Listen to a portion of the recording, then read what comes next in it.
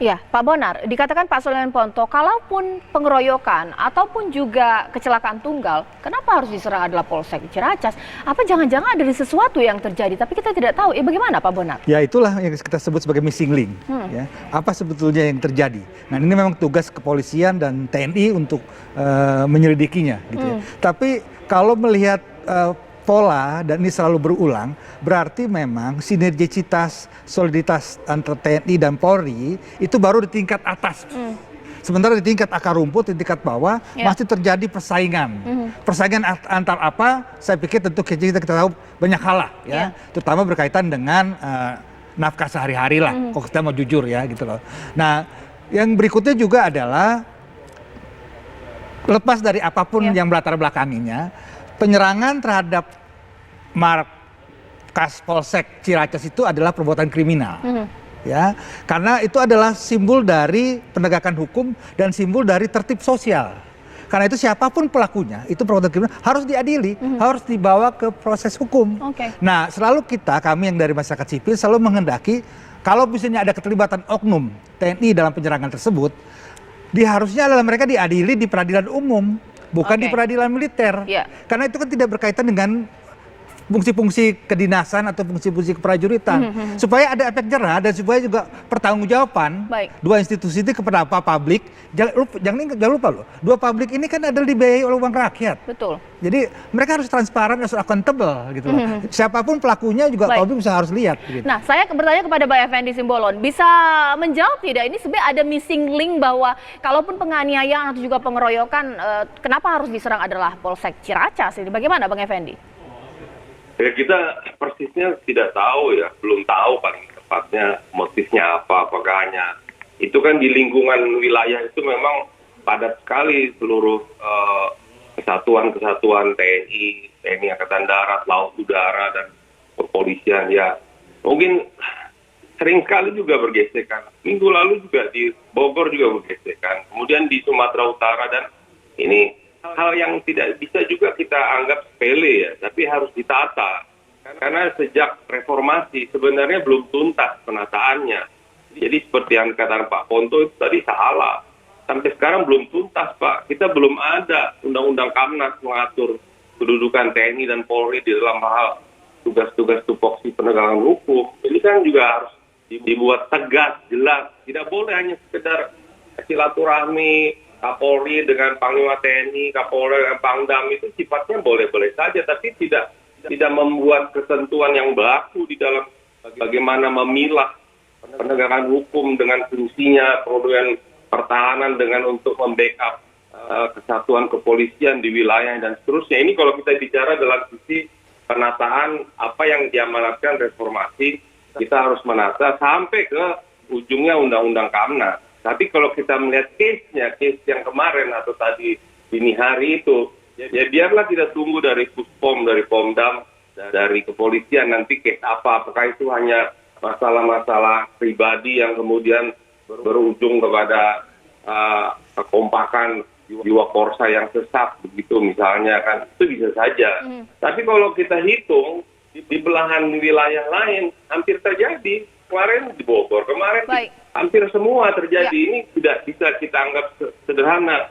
Kemudian yang kedua, saya ke Pak Bonar tadi, jangan Bapak berpikir bahwa penegakan hukum dengan hukum ketentuan pidana umum lebih kuat.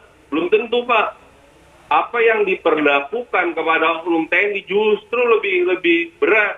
Bapak bisa lihat hukuman untuk koruptornya TNI itu bisa seumur hidup Pak. Di sipil belum tentu ada yang seumur hidup. Jadi jangan kita berpikir bahwa semua itu dicampur baurkan. Saya kira biarlah komunitas yang punya kekhususan lex specialis militer ini dengan hukum militer.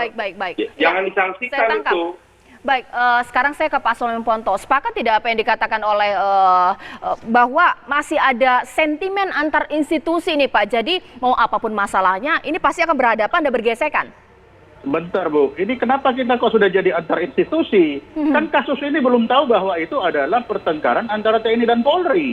Yang itu hanya kecelakaan tunggal antara yang namanya Prada itu saja. Kemudian Prada diapain? Apakah dia bawa ke Polsek apa di mana? Kan belum tahu. Kok tiba-tiba seakan-akan ini adalah pengerusakan itu dilaksanakan oleh TNI. Dari mana buktinya kok TNI bisa di sana? Pak Bonner bilang TNI ini kemudian harus diadili di pengadilan umum. Undang-undang kita sampai saat ini TNI itu di peradilan militer. Kalaupun kesalahan umum itu nanti ada yang namanya pengadilan konektivitas. Ya. Konektivitas, sehingga tidak ada alasan untuk itu. Kemudian kalau disampaikan lagi bahwa dari harus ada undang-undang keamanan nasional, saya kira ini tidak ada urusan dengan undang-undang keamanan nasional. TNI sudah ada yang namanya undang-undang TNI, sehingga dia akan patuh dan taat kepada undangnya itu. Polisi juga sudah ada undang-undangnya. Kalau semua menjalankan undang-undang ini dengan baik, sudah pasti negara ini akan aman. Baik. Sehingga tidak ada. Nah, dalam hal sekarang yang terjadi ini, jangan kita langsung termakan opini seakan-akan penyerangan itu oleh TNI. Belum ada bukti bahwa itu TNI. Pak Sulaiman Ponto. Itu yang Pak, missing link harus dicari. Iya, Gitu Pak. loh. Mohon maaf, tadi ada pernyataan dari Ibu Pungki dari Kompolnas, peristiwa 2018 penyerangan Polsek Ciracas masih ada sesuatu yang belum diungkap ke publik. Ini bagaimana kemudian Pak Sulaiman Ponto menjawabnya? Loh, kenapa tidak diungkap? Silakan aja diungkap. Kalau diungkap TNI, kalaupun salah, pasti dia salah. TNI sudah mati aja masih baris kok. Ya. Jadi TNI itu adalah manusia yang paling patuh dan taat kepada aturan yang ada. Kalau memang dia salah, ya dihukum. Apalagi cuma hukuman penjara, mati. Itu bukan ada urusan kok. Baik, nah sekarang ya saya ke Bu Pungki. Bu Pungki, Pak Sulaiman Ponto di sini menegaskan bahwa militer atau institusi militer ini, TNI ini, kalau misalnya aparatnya bersalah, jelas akan memberikan hukuman yang setimpal, tadi ditutupi. Bu Pungki bagaimana? Iya, kita coba lihat lagi peristiwa 2018. Artinya pada waktu itu kasusnya terkait dengan anggota TNI. Nah, kemudian tiba-tiba ada serangan. Dan pada waktu itu langsung diatasi bersama, kemudian selesai. Nah, kebiasaan seperti itu yang justru akan memunculkan lagi kejadian-kejadian yang serupa di kemudian hari. Nah, oleh karena itu, dalam hal ini saya juga berharap kepada polisi sendiri untuk melakukan lidik-lidik yang profesional. Dan kemudian transparan, sehingga dengan lidik-lidik profesional dan transparan bisa jelas ini terang benderang siapa pelakunya gitu ya, nggak perlu berbohong, nggak perlu bersembunyi seperti itu. Nah, oleh karena itu kalau saya melihat di sini ini memang ada tindak pidana, clear itu ada tindak pidana. Oleh karena itu harus diproses dan kemudian dihukum pidana. Harus ada pemulihan, harus ada ganti rugi. Kasihan masyarakat sudah trauma dengan hal ini. Nah, kemudian saya melihat juga ini kita tidak menuduh institusi tertentu ya Pak ya, atau Bu Mbak Caca, kita nggak menuduh institusi tertentu. Tetapi dari bukti-bukti, saksi-saksi pemberitaan itu ada dugaan oknum TNI. Nah, oleh karena itu saya rasa ini adalah momentum yang sangat bagus untuk menggelora kembali reformasi TNI. Saya setuju tadi masih belum lengkap, belum clear, belum jelas. Tapi Undang-Undang Dasar 45 itu sudah tegas loh, mengatur TNI aparat yang diberi mandat sebagai alat pertahanan dan Polri sebagai alat keamanan. Nah, oleh karena itu masih ada reformasi TNI yang masih belum selesai. Misalnya Undang-Undang Tugas Perbantuan itu belum dibuat, kemudian revisi Undang-Undang Peradilan Militer juga belum dibuat. Nah, ini yang perlu segera dikelirkan agar tidak terjadi gesekan-gesekan.